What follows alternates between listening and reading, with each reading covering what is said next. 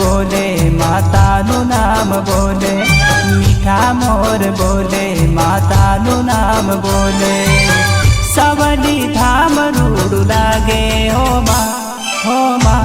हो माँ महाकाली माँ ना मंदिर ये हो महाकाली माँ ना मंदिर ये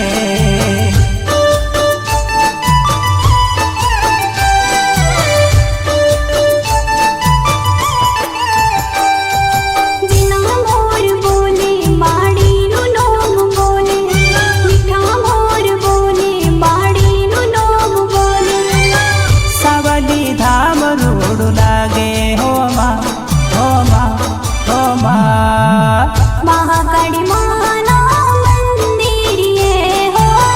महाकाली माँ ना मंदिर ये